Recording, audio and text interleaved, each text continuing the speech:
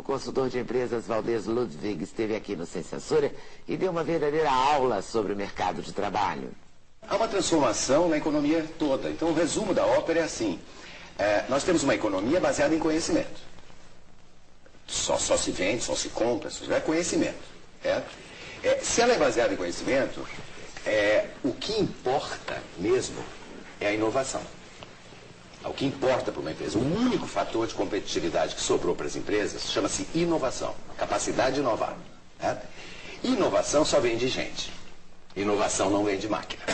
Então o ser humano passou a ser a chave da estratégia das empresas. O empresário bacana sabe que a única coisa que presta na empresa dele são os funcionários dele. Que o resto não vale nada. Empresas com patrimônio do tamanho dessas companhias aéreas aí com problemas, certo? Não adianta ter o melhor equipamento do mundo.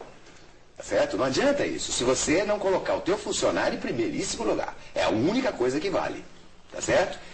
Se eu deixo de ser senhor de engenho, eu não preciso de capataz. Por que tem capataz? Porque o senhor de engenho detesta sujar as mãos. Então o que ele faz? Ele contrata um capataz. Nas nossas empresas ele dá o nome de gerente para esse cara. Aí você pergunta, o que você faz pro gerente? Nada. Certo? O que você faz aqui? Eu coordeno. Eu supervisiono.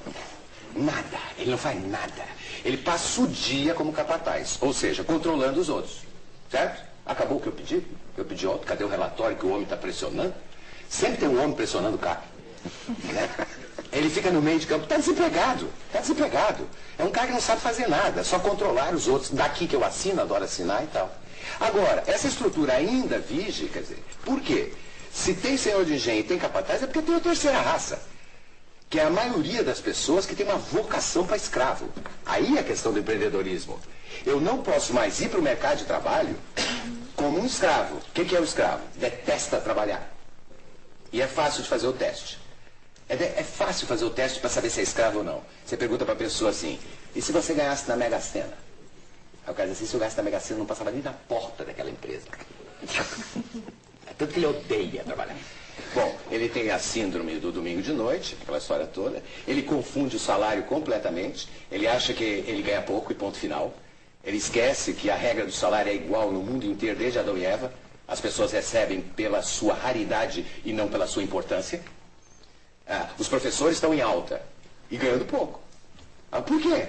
Porque tem muito e o Popó ganhou em 12 minutos o que, certo? O que nenhum professor vai ganhar, mas Popó só tem um. E professor tem muito. E o erro definitivo do escravo é trabalhar mal porque ganha pouco. Por que você está trabalhando tão mal? Porque eu ganho pouco. Com o dinheiro que eles me pagam, não é para fazer trabalho espetacular, não. E aí ele fica ali. Quem é que vai te achar? A minha orientação, cadê? Tá lá. Primeiro, se você ganha pouco, sabe o que você tem que fazer? Um trabalho espetacular. Porque aí alguém te acha. O cara que começa a jogar bola, ele começa a jogar bola ganhando salário mínimo. Ele não faz gol contra porque ganha pouco. Vou fazer gol contra. Por quê? Porque eu ganho pouco. Ele vai e mostra o talento dele. E aí alguém descobre. Você ganha pouco, faça um trabalho espetacular, pô. Olha que engano. E o pior ainda, o escravo tem essa coisa de não gostar muito do salário, que ele gosta do benefício. Entendeu? Tem ticket, tem vale, tem não sei o quê. O importante é cesta básica. Né? Agora, por quê? Porque a estrutura industrial ainda está aí, a velha, para a maioria das empresas. Mas agora, um funcionário que é maravilhoso e que nunca é reconhecido, tem que se demitir da empresa? Claro que ele tem que procurar outro. Claro, já faz um trabalho, uma desgraça que você dá. Você faz um trabalho espetacular, o cara continua pagando pouco. O pagamento, você tem que saber quanto você vale no mercado. O cara chega para mim e diz assim, eu quero aumento. Eu digo, tem alguém querendo contratar você? Não. Ué, então é você vale, meu amor. Isso é no mundo inteiro. Não importa se é socialismo, comunismo ou capitalismo. Isso aí vai desde Adão e Eva. Então você tem que saber quanto você vale também. Para poder exigir. É a passeata onde o servidor público. Eu quero. Eu quero. Quanto que quer? Quanto você vale? Me diga quanto você vale. Infelizmente é assim. Esse modelo industrial velho morreu então. Então é o fim do capataz. O fim do capataz morre junto o tal do gerente. É o fim completo da escravidão. Agora sim acabou a escravidão. Qual é a tragédia embutida aí, Leda? é que esse novo mundo dessas empresas bacanas que a gente está conversando, até agora, é para muito pouca gente. A maioria das pessoas que estão sem emprego são esse perfil, que estão precisando de um capataz aí, de um bom senhor de engenho. Então, é um dilema que nós temos, que então, é transformar... A chamada ratatouille está ali cuidando? Nós temos que... Não, o desafio não é botar as nossas crianças na escola, elas já estão. O Brasil está com todas as crianças na escola nesse momento, praticamente todas. É bobagem. O problema... Melhorar a escola? Não, o nosso problema é colocar um adulto de volta na sala de aula. Porque a questão não é qualificar a pessoa. Não tem como. Meu amigo, mas você... a questão é atualizar? Não, é educação básica. Eu vou dizer por quê. O indivíduo, você não tem mais trabalho aqui. Por quê? Porque esse torno aqui era manual, não tem, agora é torno de comando numérico, é software. Eu vou me qualificar. O indivíduo tem a 4ª série de 1º grau. Aí vai para a aula de comando numérico, vai para a aula de álgebra booleana. Tem condição? Tem que ter o 2º grau completo para começar a trabalhar nessas coisas que nós temos hoje. Tem que saber regra de 3. Para ler o jornal, né? Precisa saber regra de 3. Então a questão é que nós temos uma massa de desempregados entre os 35 e os 50 anos de idade que tem a 4ª série de 1º grau. Sobrou só o emprego da mão de obra. E não existe mais emprego para mão de obra. Ninguém quer contratar mais a mão de ninguém. Na escola de samba, querem contratar a mão de alguém? Você quer contratar o talento de alguém, você quer contratar o sonho de alguém, você quer contratar o conhecimento de alguém. Porque, enfim, a máquina está fazendo. Até porque hoje tem que ser feito com máquina para não machucar o funcionarinho. Porque é tudo para o meu funcionário. As empresas bacanas são maravilhosas, porque elas já sabem disso. E aí demitem a gerentada velha. E aí tem a escassez absoluta no mercado. De quê? De líderes. A escassez total. A maior dificuldade de contratação, a Miriam sabe disso. Mas tirando o gerente, sobra o dono, não é isso? Que vai Só ter o senhor de engenheiro. Mas se ele não tiver talento para liderança, ele faz o quê aí? Normalmente ele tem, se ele já está tocando uma empresa bem. O acionista, o presidente... Porque ele vai ter que se relacionar com a equipe dele. Se ele não tem, deve se permitir contratar uma direção qualificada? E é o que está acontecendo. As grandes empresas hoje buscam o líder. O líder é o líder. A rotatividade de executivos hoje, presidentes de empresa, está da casa de, no caso dos Estados Unidos, 22% no último ano de presidentes foram embora, mandados embora, presidente de empresa. Porque também existe uma irrealidade nisso, de um funcionário ganhar R$1.000 por mês. E o presidente, quando sai, depois de dar um prejuízo medonho, certo? Leva um bônus de 4 milhões de dólares. Absurdo. Quer dizer, esses absurdos estão ocorrendo, que ninguém sabe muito bem de onde vem esse talento todo dele. Então, o que nós precisamos? Empresários, cidadãos, conscientes, ecologicamente comprometidos para não acontecer o que aconteceu aí. É cadeia mesmo, que é para dar o exemplo, que é para eu tomar cuidado que isso dá cadeia. Não vai sujar o rio assim mais, não. É esse o empresário que se precisa. Esse empresário, ele não contrata gerente. Ele contrata líder, quando ele acha. Quando ele não acha, ele deixa a sala vazia. Porque prefere deixar vazio do que colocar um gerentão velho, um capataz. Certo? E trata de contratar empreendedores como funcionários. O perfil empreendedor. Para todo mundo entender o que é um empreendedor. O empreendedor, ele é como se ele tocasse uma empresa dele dentro da empresa de outro, quando se chama intraempreendedor. É uma pessoa que tem noção do negócio todo. O indivíduo é o assessorista da empresa. Se entra um cliente e diz, onde é que eu posso falar? Ele nunca responde, isso não é comigo, aqui eu só cumpro ordens. Ele diz, é comigo mesmo, doutor, o que é que o senhor deseja?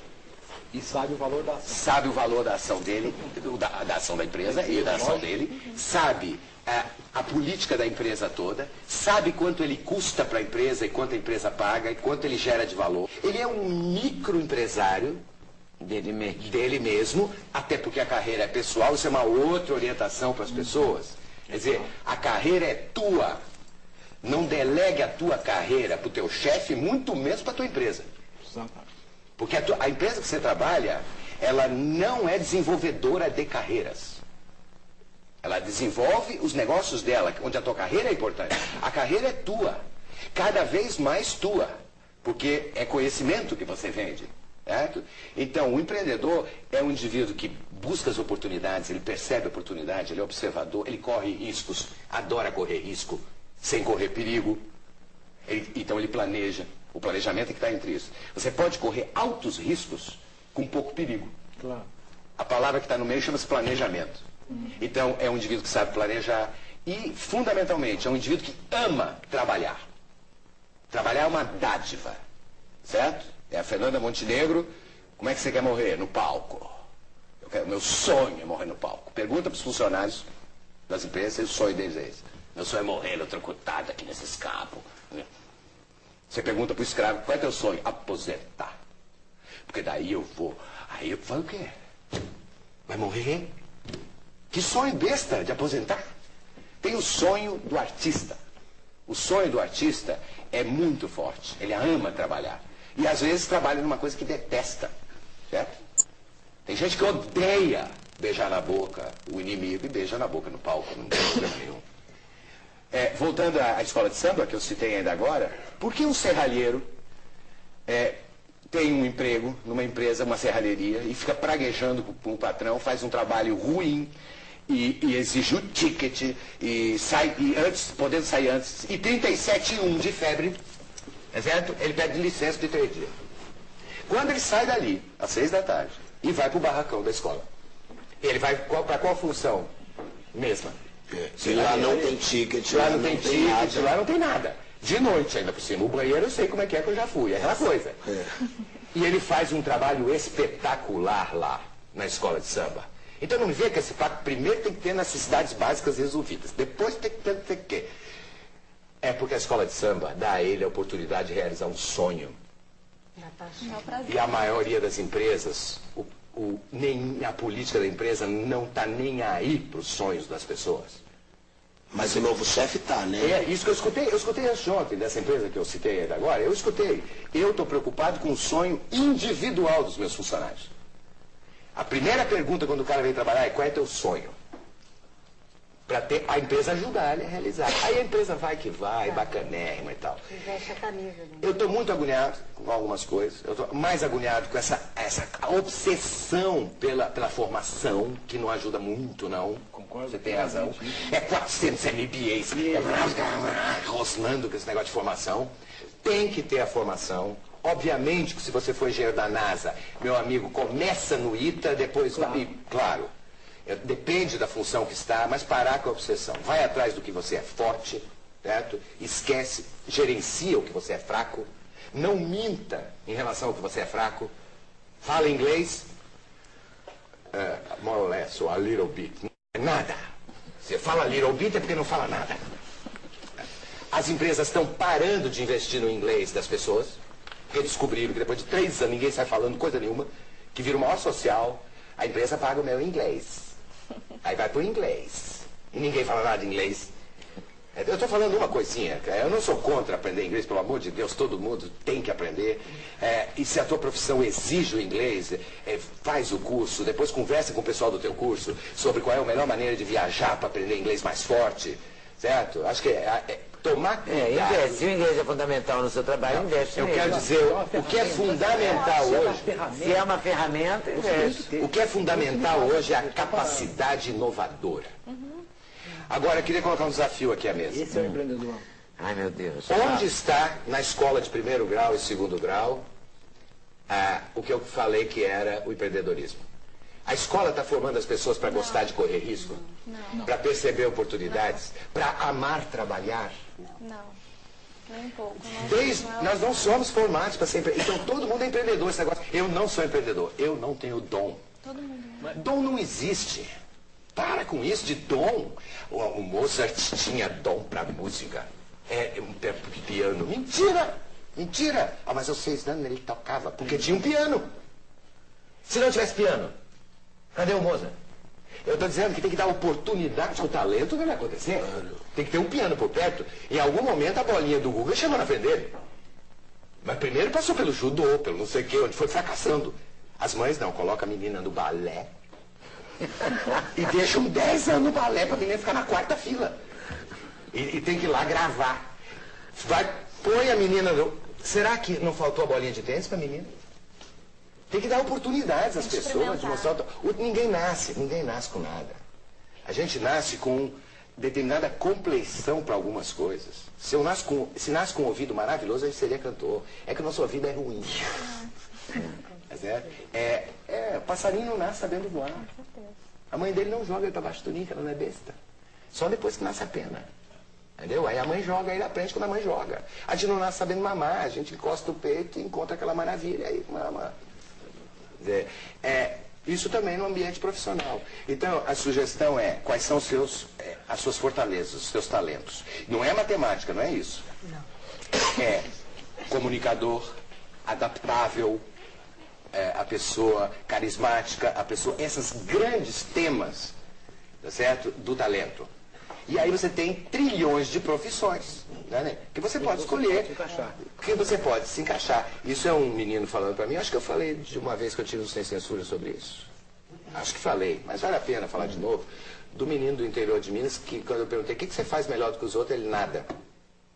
Eu disse, não, você tem que ter alguma coisa, pô, que você faz melhor que os outros. Eu sou o melhor torcedor do Atlético. A única coisa que eu sou reconhecido. Aí ele montou uma rede de lojas temáticas do Atlético. E foi fazer administração. E daí a rede vende coisa. Quer dizer, o que ele tem de bom? O que ele tinha de bom? O que a mãe considerava um defeito.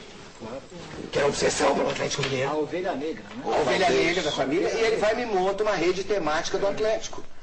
E aí, sabe? E vai fazer administração, porque tem que saber, tem que ter a formação. Lendo a importância dos pais para estimularem seus filhos a serem críticos e criativos, não é? Que não comece em casa a tolir, porque depois a escola já vai tolir. Então... Você tem um filho que é ótimo em matemática e péssimo em história. Você deve contratar um professor particular de matemática. Para ficar o melhor da classe. Que é pro bicho ficar o cão em matemática. E contrata um mais ou menos de história pro bichinho passar. E incentivar isso tudo está numa palavra que é sensibilidade, que é prestar atenção no outro. Prestar atenção no mundo. No outro e em si mesmo, né? Claro. No outro, no mundo. Quer dizer, o menino... Os pais têm uma mesma que a menina no judô. A escola não está... Aí o menino vai com aquela cara pro judô. 3 anos no judô. Porra.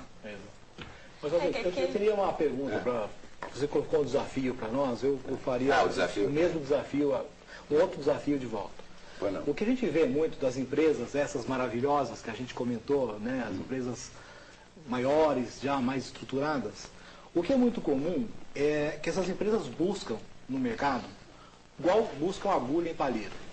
São tantas as oportunidades de encontrar um profissional, então são 10 vagas para trainee, por exemplo, aparecem 5.000 candidatos. Certo. Tem empresa que se dá o luxo de, em 5.000 candidatos, não encontrar os 10 que ela procura. Por quê? Ela busca tantos requisitos necessários, requisitos básicos, que ela não encontra em 5.000 candidatos. Ela não enxerga. Ela não enxerga, ou ela faz o que a gente comentou antes do intervalo, né? Uma pergunta dessa, você vai pôr o sal antes ou depois? Né? Como se isso importasse no contexto final da carreira dele. Que eu acho que não é por aí. No próximo bloco, todos os passos para você montar o seu próprio negócio.